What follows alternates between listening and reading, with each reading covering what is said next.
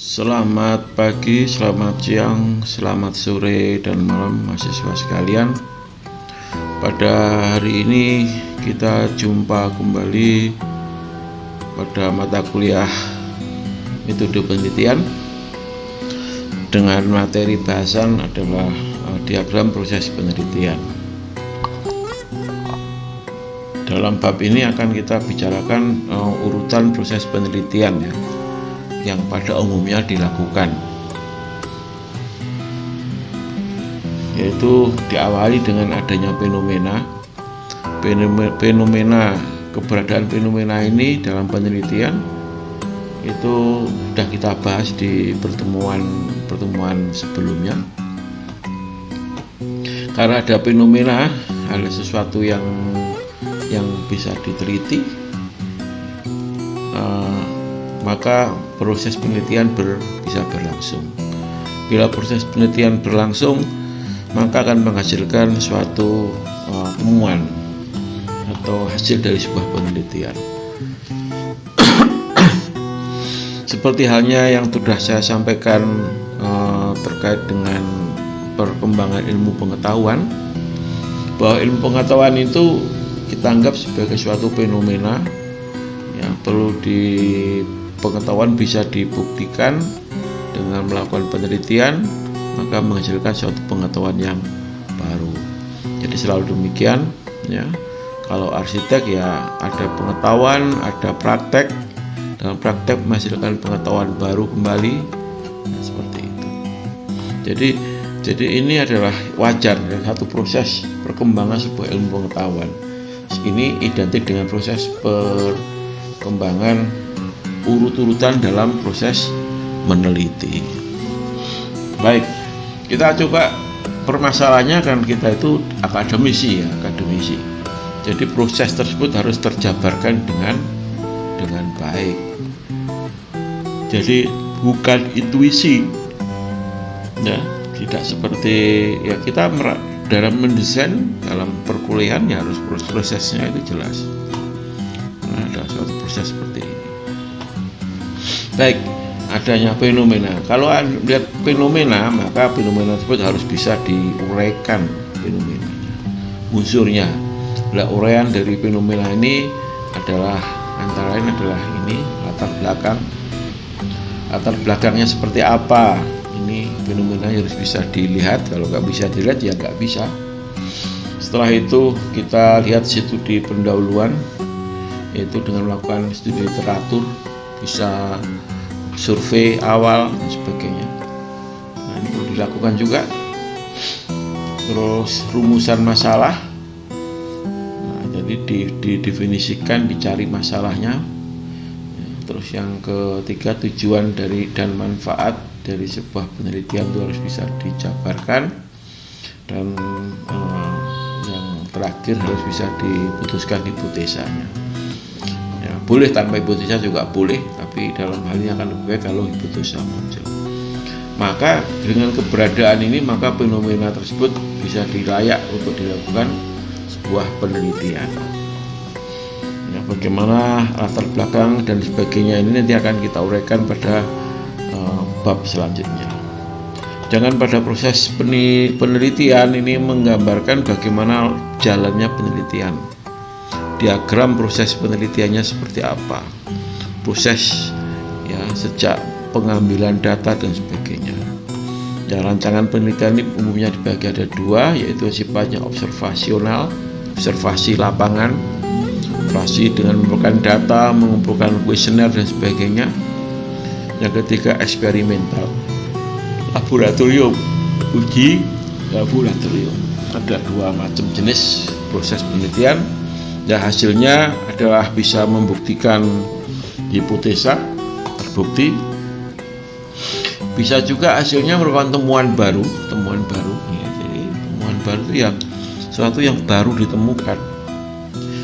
Ya. Dan bisa juga sebagai saran lanjutan dari penelitian yang akan datang itu. Saran yang bisa diberikan untuk dilakukan penelitian yang akan datang. Kira-kira apa saja yang bisa dengan objek atau dengan teori yang sama. Jadi bab-bab ini hasilnya akan seperti itu, proses penelitiannya seperti itu. Latar belakangnya, studi pendahuluan, rumusan masalah, tujuan dan sebagainya, ini bagian dari kelengkapan sebuah fenomena. Tanpa ini ya kurang sempurna fenomena tersebut. Itu ya. Baik, kita coba ulas satu persatu dari bab fenomena ini. Sedangkan yang proses penelitian dan ini akan kita bahas pada pertemuan yang lainnya. Oke, kita awal dari latar belakang. Latar belakang itu apa sih, gitu ya? Yang disajikan apa ya? Oke, saya ngopi dulu. Bismillah. Ya. Latar belakang di sini adalah uraian tentang informasi sehubungan dengan timbulnya fenomena penelitian. Jadi menguraikan timbulnya fenomena. Fenomena itu gimana, munculnya itu apa, gimana, latar belakangnya seperti apa, diuraikan ya. Yang kedua, alasan mengapa fenomena ini penting dan perlu diteliti. Ya, ini perlu dijelaskan kenapa kok perlu diteliti. Ini harus bisa sebagai bahan untuk latar belakang, paling enggak seperti itu. Informasi sehubungan dengan timbulnya fenomena itu seperti apa, dan alasan mengapa fenomena itu penting dan perlu diteliti. Tentu dalam bentuk kalimat yang benar ya. Jangan satu potong, harus diuraikan dengan beberapa paragraf. Nah, tidak hanya cukup satu paragraf. Itu ya. Baik, kita lanjutkan. Fenomena harus didukung oleh faktor empiris. Nah, pemikiran induktif. Pemikiran yang induktif itu yang bisa berputar, bisa dibuktikan, empiris, terukur. Sehingga jelas memang ada fenomena yang perlu diteliti. Jadi memang harus itu. Jadi harus terdata, tersampaikan dengan oleh faktor-faktor yang terukur, sesuatu yang logis ya, sehingga jelas itu. Juga harus ditunjukkan latar letak fenomena yang akan diteliti dalam konteks teori ya, pemikiran deduktif dan fenomena yang lebih luas, serta peneranan penelitian tersebut dalam pemecahan permasalahan yang lebih luas. Jadi harus ditunjukkan letak fenomena yang telah diteliti dalam konteks teori. Jadi dikaitkan dengan konteks teori, maka itu nanti ada studi pustaka dan sebagainya. Yang logik, ada teorinya. Ya. Atau fenomena yang lebih luas lagi, kemungkinan terkaitan dengan fenomena yang lain juga harus bisa diuraikan dalam membuat latar belakang. Terus letak peranan peneliti disebut dalam pemecahan permasalahan yang lebih luas. Peranan peneliti juga tersangkut di dalam uraian dari latar belakang. Jadi ini penting ya, paling enggak 2 poin ini dan diterjemahnya seperti ini. Tidak cukup hanya 2 paragraf ya, tolong dibikin berparagraf tentunya. Bikin kalimat yang menarik. Jadi latar belakang itu awal dari sebuah proses, maka harus dibuat yang menarik. Memilih fenomena. Bagaimana memilih fenomena? Fenomena itu adalah hulu penelitian. Jadi penting ya. Tanpa fenomena ini ya, hulu itu awal ya dari sebuah penelitian. Jadi kalau tidak bisa diuraikan fenomena dari di pendahuluan ini, maka ya nggak bisa sulit untuk dijawab. Kalau nggak ada latar belakangnya tidak bisa teruraikan dengan baik, ya masalahnya kan jadi ya penelitian itu tidak sempurna. Itu ya.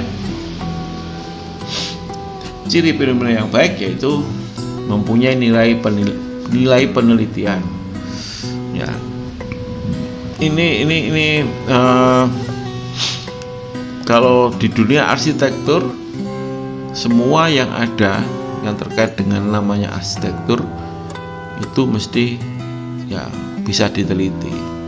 Paling tidak kalau objek itu dikatakan arsitektur itu punya permitas, utilitas, dan venustas. 3 hal ini ada, paling nggak kita membuktikan keberadaan ketiga elemen arsitektur tersebut.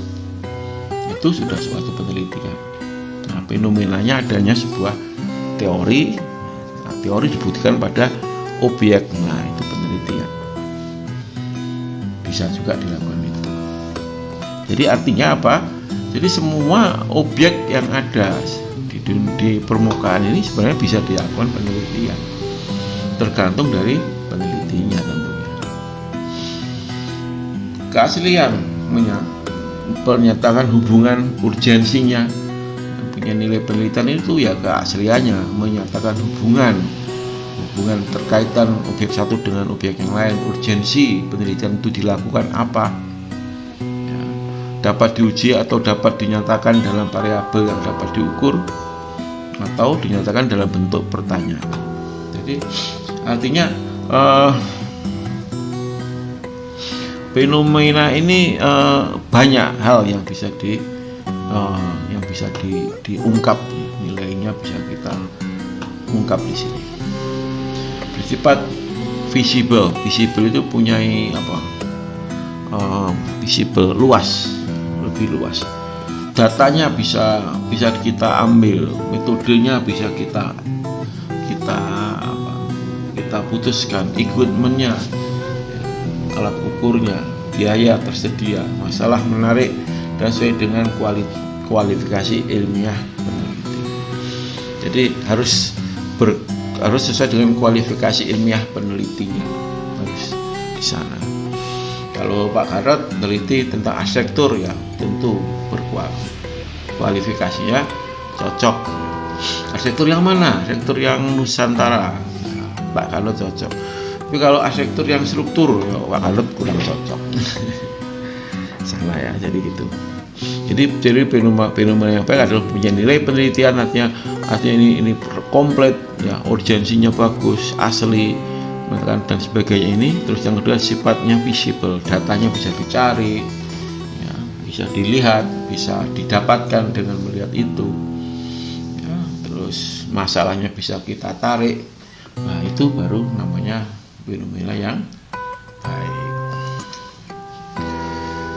Pemilihan yang lainnya adalah timbulnya fenomena. Timbulnya fenomena itu gimana sih?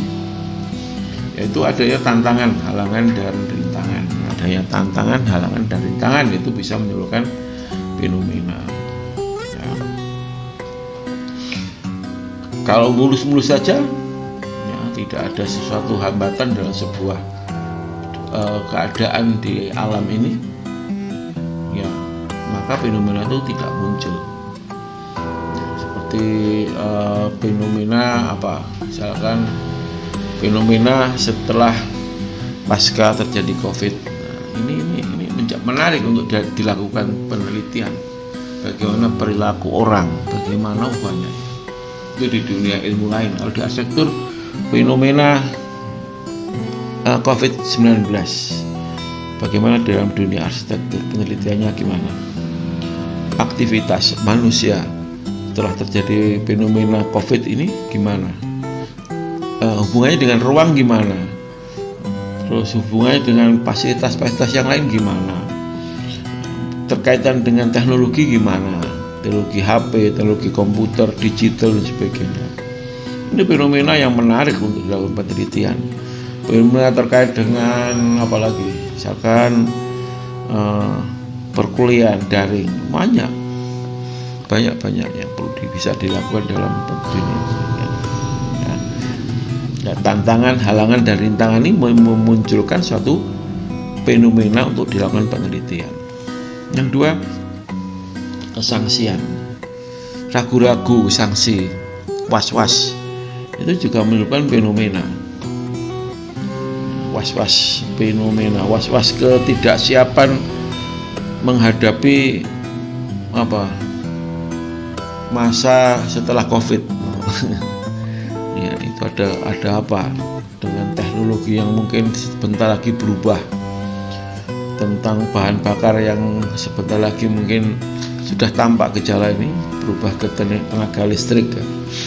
Listrik bisa ditimbulkan dari segala macam, dari bayu, dari macam-macam, dari atom dan sebagainya. Tenaga fosil semakin ditinggalkan, muncul ada sanksi was-was. Terus gimana arsitektur? Nanti mobil itu listrik, terus gimana dan sebagainya. Muncul fasilitas baru dan sebagainya. Menarik untuk dilakukan penelitian ya. Jadi itu, dan muncullah ilmu pengetahuan baru tentunya setelah penelitian.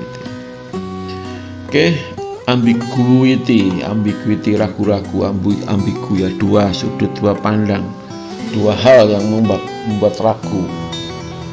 Ambiguity, ragu-raguan juga munculkan fenomena untuk diteliti. Dua hal yang A dan B ada itu. Nah, ini di A atau B, atau A B digabung, atau B. Nah, ini jadi objek penelitian. Dualisme ini bisa menjadikan suatu fenomena dalam penelitian. Oke. Gap antara fenomena, ya, antara fenomena satu dengan fenomena yang lain muncul gap jarak.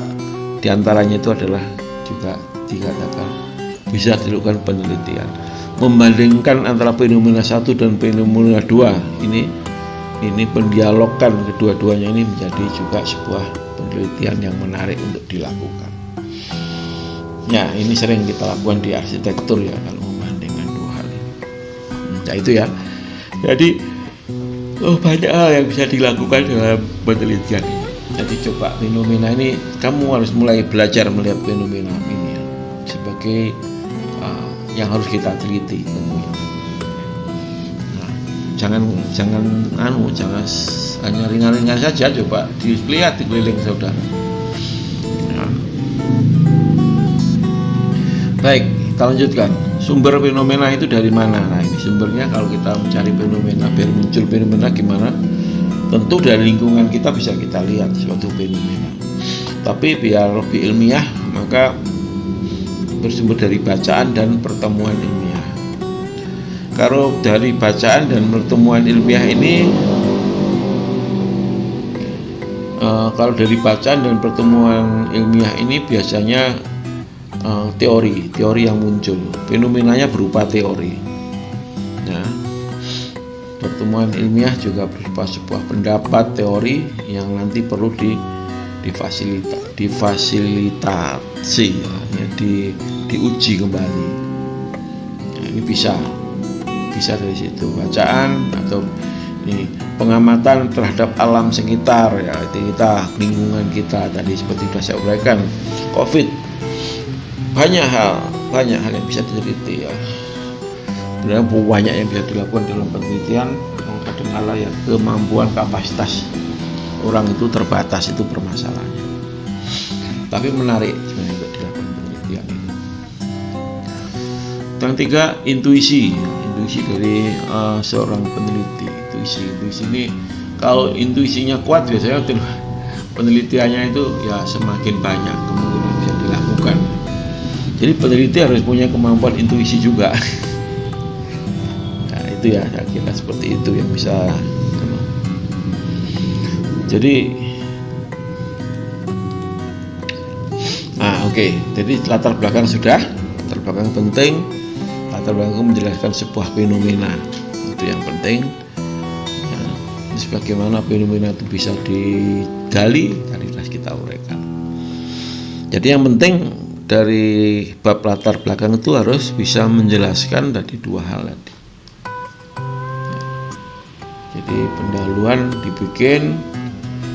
Nah, selanjutnya latar belakang tadi merupakan yang mengawali dari sebuah pembicaraan dalam fenomena. Nah, selanjutnya supaya lebih kuat lagi penelitian saudara yang akan dilakukan, maka harus melakukan studi pendahuluan, studi studi awal, artinya belum melakukan penelitian di sini, masih studi awal. Yaitu biasanya bisa kajian pustaka, buka perpustakaan dan sebagainya. Banyak bisa dilakukan dalam studi pendahuluan ini. Oke. Manfaat studi pendahuluan di sini apa sih? Ya, artinya manfaatnya apa? Dan ini harus dilakukan. Yaitu satu, memperjelas fenomena. Jadi mempertajam fenomena tadi mungkin bisa dilihat sepintas, di latar belakang itu masih sepintas dan sebagainya. Nah, sekarang coba kita perjelas lagi dengan melihat pustaka, dengan melihat kejadian yang lalu-lalu. Ya, ini bisa diperjelas fenomena. Oke, menjajaki kemungkinan dilanjutkannya penelitian. Nah, jadi ini juga alat penjajakan. Ya, kalau mungkin ternyata pustakanya nggak ada, terus minim data yang bisa digali, surveinya sulit dan sebagainya, ya ini berarti penelitian bisa tidak dilanjutkan. Jadi penting, studi pendahuluan ini penting. Bisa dilanjutkan atau tidak penelitiannya ya tergantung dari studi ini. Yang ketiga, mengetahui informasi peta fenomena dan permasalahannya. Jadi tujuan studi ini mengetahui informasi peta fenomena. Fenomenanya harus bisa dipetakan, bisa diuraikan, bisa dipetakan. Oke. Cara melaksanakan studi pendahuluan apa? Caranya gimana? Yaitu membaca literatur, ya tentu studi pustaka. Ini caranya melakukan studi pustaka gimana? Nah, ini penting, citasinya harus jelas, harus dibikin. Ya, citasi itu membaca buku dan dipakai acuan untuk membahas di latar belakang atau di studi pendahuluan ini. Teori-teori yang bisa dicuplik pada studi pendahuluan. Yang kedua, bisa berkonsultasi dengan narasumber, bisa ngomong dengan narasumber, silakan, untuk layak tidaknya diteliti. Yang ketiga, mengadakan peninjauan ke tempat penelitian, survei ke lapangan, diamati benar objek yang akan diteliti kalau itu berupa objek fisik, ya. Fenomenanya fisik. Oke. Penting. Studi pustaka atau studi pendahuluan ini yaitu menunjang, mendukung, memperkuat kelayakan diadakannya penelitian. Ya, ini. Jadi fungsi dari kajian pustaka, studi pustaka, studi pendahuluan, kajian pustaka ini pada hakikatnya adalah menunjang, mendukung, memperkuat kelayakan diadakannya penelitian. Itu tujuannya di sana. Ya, banyak kalau di jurnal-jurnal internasional atau nasional lah, itu minimal yang disitasi itu yang dibaca, yang bukunya itu 15 buku. Jadi atau 15 jurnal, ya, untuk melakukan penelitian, untuk bisa fenomena itu layak untuk dilakukan penelitian. Nah, memang agak banyak ya. Jadi syaratnya untuk fenomena itu sebagai objek penelitian itu ya harus seperti ini. Ya, saya juga nggak bisa membayangkan ya, Anda kasih tugas untuk mencari ini, kelayakan ini gimana. Saya juga belum bisa memberi tugas untuk saudara ini. Ya baik, nanti kita jalan aja kuliahnya ini. Nah, selanjutnya setelah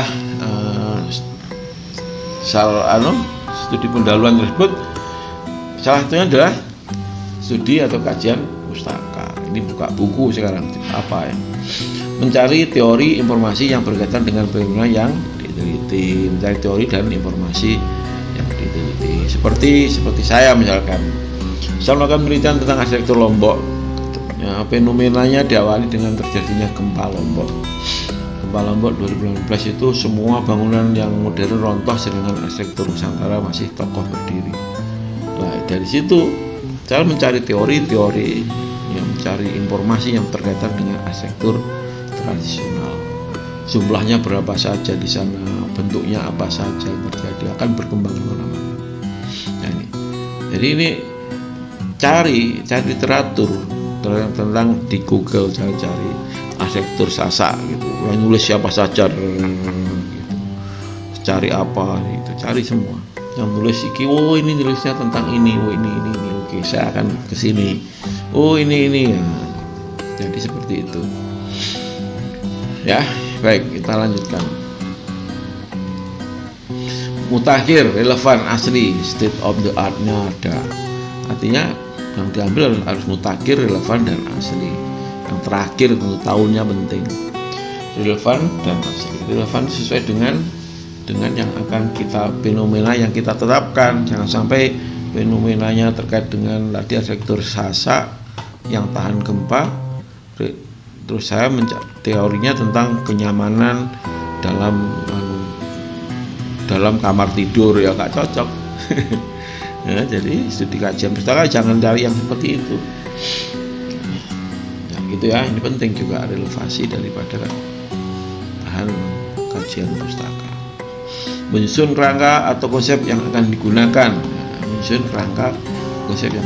Jadi dari studi pustaka itu bisa melihat langkah-langkah metode yang akan kita lakukan tuh kalau seperti apa, itu bisa dengan studi pustaka ini. Bisa melihat dengan studi pustaka, kita melihat apa dilakukan orang lain dalam metode penelitiannya. Nah itu ya, jadi bisa dilakukan itu. Termasuk publikasi primer, buku ajar bukan pustaka primer. Jadi buku ajar nggak boleh dipakai. Yang bisa adalah buku teks. Buku ajar itu buku yang dipakai untuk pelajaran ya. Seperti kuliah kita ini kalau dijadikan buku bisa namanya buku ajar. Itu nggak bisa dipakai pedoman untuk penelitian. Oke. Yang utama ada keprimeran atau kebaruannya, bukan jumlah buku, bukan jumlahnya ya. Jadi penting ini. Jadi ya tadi mutakhirnya penting, relevan, harus asli dan sebagainya. Tidak hanya mengutip tetapi mengulas ya, bukan dicuplik dok, tapi pustaka tersebut harus bisa dijabarkan, dikaitkan dengan fenomena yang akan diambil. Kalau dikaitkan dengan lokasi, dikaitkan dengan waktu yang ada, nah itu ya. Jadi lebih ya, memang agak sulit ya. Saya nggak bisa bayangkan ini Mas Ian. Ya oke, jalan saja kuliahnya. Baik, studi kajian pustaka. Fenomena dalam sebuah penelitian itu akhirnya padanya adalah menjadi suatu permasalahan dalam penelitian. Nah, permasalahan itu harus gimana? Ya, fenomena tersebut harus kita cari permasalahannya apa. Tentu setelah melakukan studi pustaka ini, melakukan studi pustaka, melakukan studi pendahuluan, maka kita bisa mencari permasalahan yang kira-kira didapat apa. Nah, tentu dari ini teori informasi dari yang telah ada itu masalahnya kira-kira apa. Baik, kita coba uraikan apa sih permasalahan tersebut. Rumusan masalah. Nah, rumusan masalah itu apa sih? Jenis rumusan.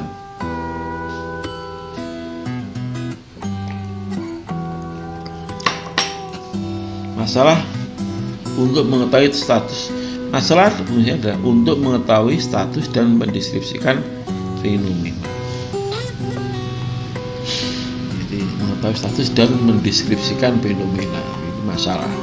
Deskripsikan, menguraikan sebuah fenomena itu adalah perumusan masalah. Masalah untuk memperbandingkan dua atau lebih fenomena. Membandingkan ini juga Bisa juga dari studi pustaka, mungkin ada kasus di mana kalau saya Lombok mungkin kasusnya di Sumbawa lah, dibandingkan fenomena tersebut bisa. Masalah itu bisa dicari dari pembandingan tersebut. Masalah untuk mencari hubungan antara dua fenomena, korelasi sejajar, korelasi sebab akibat yang tadi. Hubungan antara dua fenomena, membandingkan dua atau lebih fenomena, menghubungkan, membandingkan beda ya. Membandingkan itu ditandingkan, menghubungkan itu dikaitkan gitu kan. Dan membandingkan tuh ini dibandingkan. Tapi kalau ini dihubungkan, kaitkan. Nah, terus gimana buat ini ya? Ini memang oke, kita lanjutkan. Cara merumuskan masalah. Gimana cara merumuskan masalah? Merupakan pertanyaan atau pernyataan. Gitu. Jadi masalah itu berupa pertanyaan atau pernyataan. Rumusan harus jelas, berimplikasi adanya data. Masalah berarti datanya kira-kira apa ya dengan masalah tersebut. Data yang kita butuhkan apa ya dengan masalah tersebut harus bisa dilihat di sini. Kalau belum di awal di masalah ini belum ketahuan data yang dibutuhkan, ya jadi masalah. Penelitian akan menjadi suatu permasalahan. Dasar buat hipotesa. Masalah ini sebagai dasar untuk membuat hipotesa. Ya, oke. Dasar penetapan judul. Nah, judul belum ya. Bisa kadang-kadang judul itu terakhir.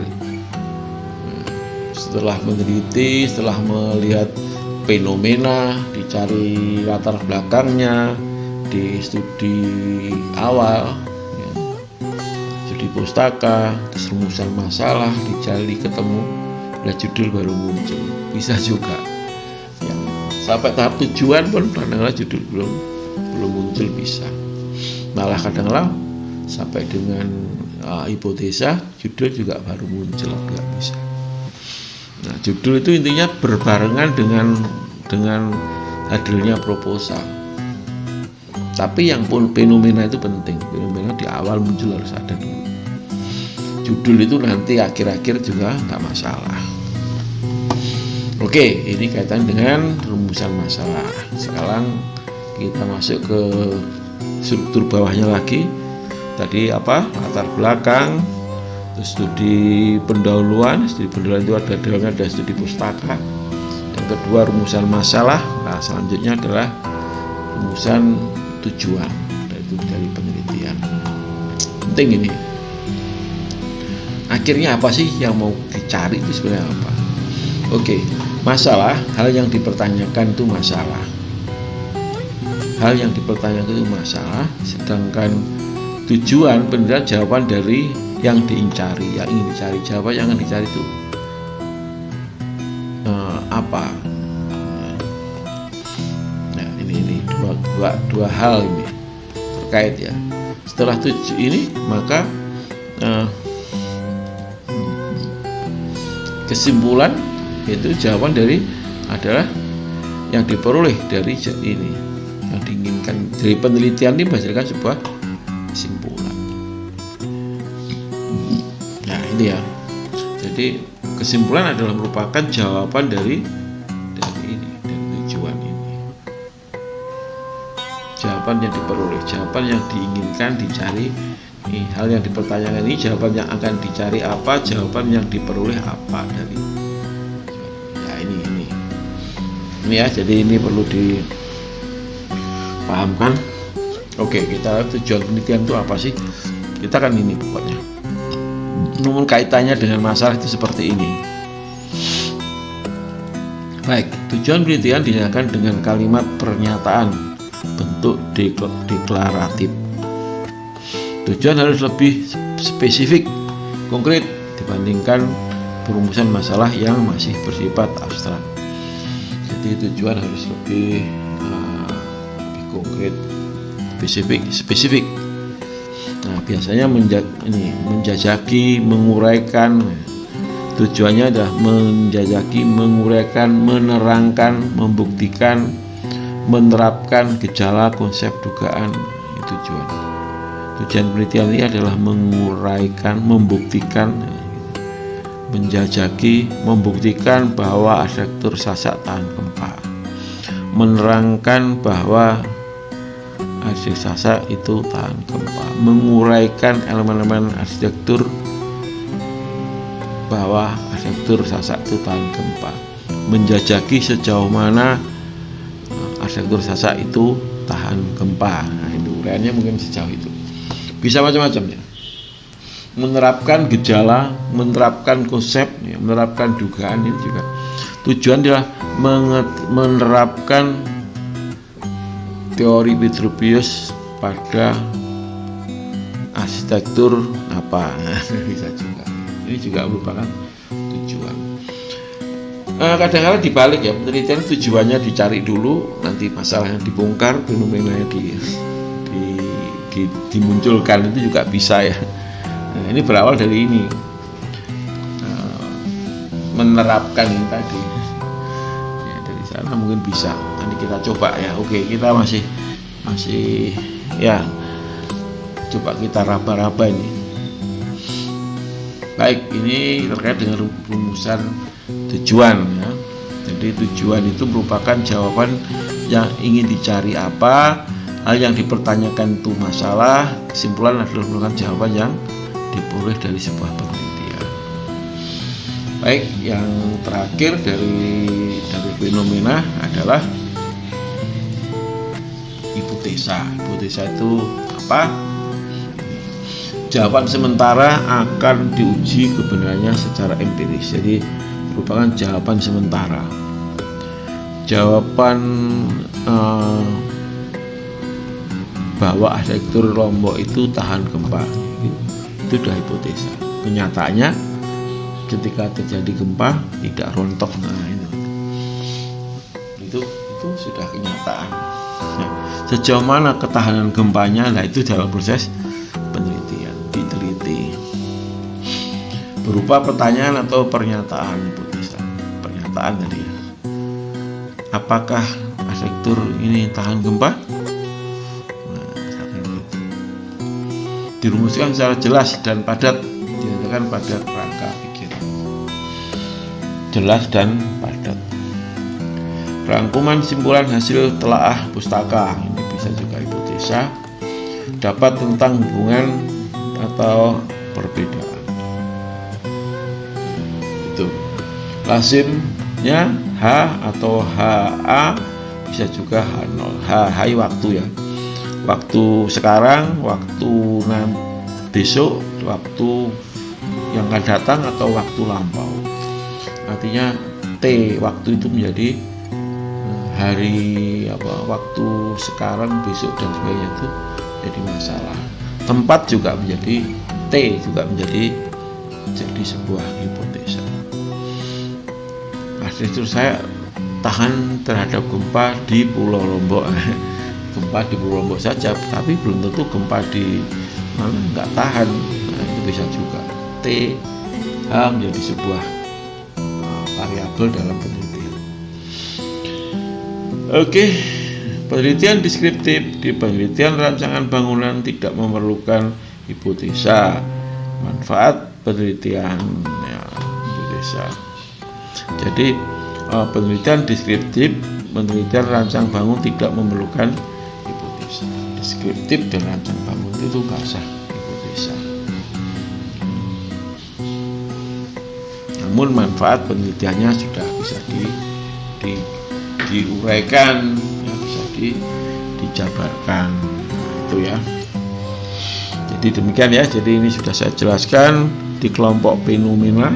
Ya, adanya fenomena, maka fenomena tersebut harus bisa dicari latar belakangnya, bisa diuraikan studi lanjutannya supaya lebih tajam lagi, bisa bahwa objek itu bisa diteliti. Untuk bisa melakukan studi pendahuluan, maka bisa lakukan dengan studi pustaka dan sebagainya. Setelah itu permasalahannya diuraikan, pokok permasalahannya. Setelah itu tujuannya dijabarkan juga. Setelah tujuannya dijabarkan, diputuskan hipotesanya. Nah, ini bab-bab yang ada di dalam penguatan sebuah fenomena dalam penelitian. Baik, mungkin gitu. Sampai jumpa lagi pada pertemuan selanjutnya untuk membahas bab lain dalam hipotesa penelitian, dalam diagram penelitian. Sampai jumpa lagi pada pertemuan selanjutnya.